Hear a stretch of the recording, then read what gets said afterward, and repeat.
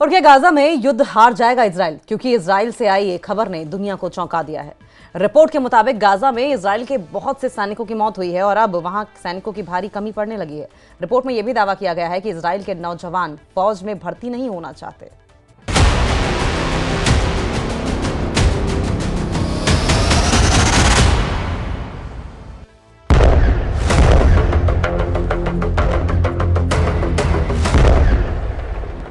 Israel में भाड़े के सैनिकों की भर्ती। जब से दुनिया के सामने ये रिपोर्ट आई है, हर किसी की जुबान पर सिर्फ एक ही सवाल है। सवाल ये कि क्या गाजा युद्ध हार रहा है इजरायल? क्या हिजबुल्लाह के हमलों से कमजोर पड़ गया है इजरायल? क्या इजरायल में लोगों की इतनी कमी हो गई है कि भाड़े के सैनिकों से इजरायल ने भर्ती अभियान छेड़ दिया है? क्या ईरान के मिलिशिया ने नेतन्याहू को घेर लिया है? सभी सवालों के जवाब देंगे आपको, लेकिन सबसे पहले वो खबर जिसकी चर्चा दुनिया के हर देश के राष्ट्राध्यक्ष की जुबान पर है, जो खबर हर न्यूज़पेपर की हेडलाइन बनी हुई है कि नेतन्याहू की सेना कमजोर हो गई है, नेतन्याहू की सेना थक चुकी है, नेतन्याहू के सैनिक युद्ध करने लायक ही नहीं बचे। 7 अक्टूबर 2023 यही वो तारीख थी जब गाजा में हमास को खत्म करने का ऐलान नेतन्याहू ने किया था। नेतन्याहू ने कहा था कि जब तक हमास जिंदा है, हम चैन से नहीं बैठेंगे। इस बात को 1 साल से ज्यादा वक्त गुजर चुका है और अब इसी जंग ने इजरायल की सेना के लिए बड़ी चुनौती खड़ी कर दी है। गाजा में भारी बमबारी के बाद भी हमास को न हरा पाने के बाद अब इजरायल सैनिकों की कमी से जूझने लगा है। रिपोर्ट्स के मुताबिक इस कमी को पूरा करने के लिए इजरायल ने भाड़े के सैनिकों को अपनी सेना में भर्ती करने की तैयारी कर ली है।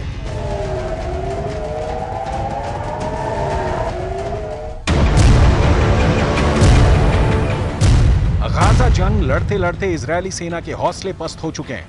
अरब मीडिया की रिपोर्ट्स के मुताबिक कई इजरायली सैनिक जंग के मैदान से भागने लगे हैं। इजरायल की रिजर्व सेना ने भी जंग का हिस्सा बनने से इनकार कर दिया है। इसलिए अब इजरायल अपनी सेना में विदेशी लड़ाके भी भर्ती करने लगा है और इसके लिए वो लड़ाकों को कई तरह के लालच भी दे रहा है। 7 अक्टूबर के बाद से इजरायल के लगभग 12,000 सैनिक घायल हुए हैं और 783 सैनिक मारे गए हैं। जानकारों का दावा है कि मरने वाले सैनिकों की तादाद इससे और कहीं ज्यादा हो सकती है।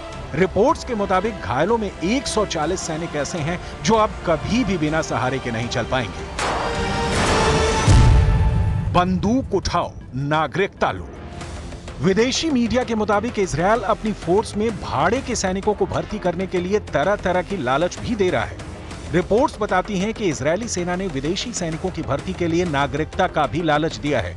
इजरायली अखबार हारेट्ज की रिपोर्ट के मुताबिक इजरायली सरकार ने एक भर्ती अभियान शुरू किया है, जिसके तहत अफ्रीकी शरणार्थियों को गाजा युद्ध में भेजने के बदले स्थायी नागरिकता की भी पेशकश की गई है। इजरायल की सेना इस वक्त लगभग 10,000 सैनिकों की कमी से जूझ रही है और इजरायली अधिकारियों को यह जिम्मेदारी दी गई है कि वो इस कमी को पूरा करें।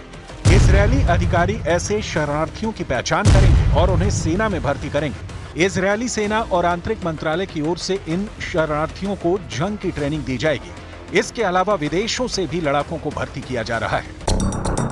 इजरायली अखबार हारेट्ज के मुताबिक इजरायल जर्मन खुफिया एजेंसी और दूसरे ग्रुप्स के साथ मिलकर अफगानिस्तान, लीबिया और सीरिया से जर्मनी आए शरणार्थियों को भाड़े के सैनिकों के रूप में भर्ती कर रहा है। इसके बदले उन्हें इजरायल की फास्ट ट्रैक नागरिकता और 4,000 से 5,000 यूरो प्रति माह वेतन की पेशकश की गई है। वहीं यूरोप से भी इजरायल अमेरिका की मिलिट्री कंपनी ब्लैक वाटर की मदद से लड़ाके भर्ती कर रहा है।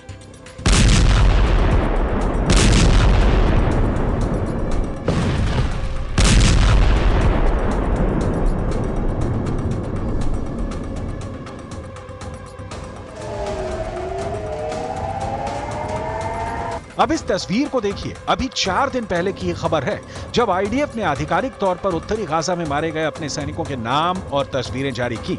मारे गए सैनिकों में स्टाफ सार्जेंट और कार्ड्स, staff sergeant Nave Yair, staff sergeant Gary लाल यूरिकिमा, staff sergeant Ofir Eliyahu. Israel के ये सभी सैनिक केफिर ब्रिगेड की शिमशोन बटालियन के थे। गाजा से पहली बार ऐसी तस्वीरें आई हैं, ऐसा नहीं है। इजरायली फोर्स गाजा में हमास को नुकसान पहुंचा रही है तो हमास भी आईडीएफ को बख्श नहीं रहा है। हमास के फील्डर भी जगह जगह तैनात हैं। सवाल उठता है कि क्या वाकई इजरायली सेना को 1 साल के युद्ध में सैनिकों और हथियारों का भारी नुकसान हुआ है? विदेशी मीडिया की माने तो हाँ, इजरायल 1 साल में बहुत कमजोर हुआ है। 13 अप्रैल 2024 ये वो तारीख थी जब ईरान ने इजरायल पर 300 से ज्यादा किलर ड्रोन, क्रूज और बैलिस्टिक मिसाइलों से हमला बोला था। हालांकि अमेरिका भी इजरायल के साथ हमले का मुकाबला करने के लिए खड़ा था, लेकिन इजरायल की खुफिया एजेंसियां ये पता लगाने में नाकाम रहीं कि ईरान इतना बड़ा हमला करेगा। ईरान का हमला इजरायल की उम्मीद से बहुत बड़ा था। अमेरिका के F-15 लड़ाकू पायलटों ने ईरानी हमलों से मुकाबले के उस क्षणों को याद किया है।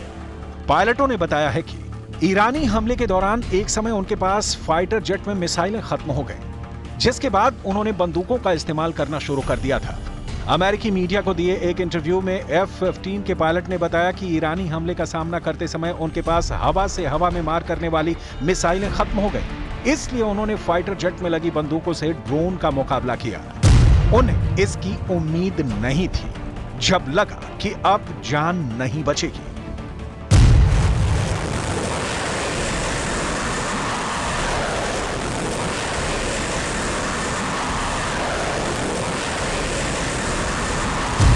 अमेरिकन पायलट्स के मुताबिक खतरनाक रूप से कम ऊंचाई पर उड़ते हुए पूरी तरह अंधेरे में विमान की बंदूक से ईरानी ड्रोन को गिराने की कोशिश की, जो बहुत मुश्किल से दिखाई दे रहे थे। ये पूरी तरह से अंधेरे में पायलटों के लिए खतरनाक कोशिश थी, लेकिन फिर भी हम ईरानी ड्रोन को गिराने में नाकाम रहे।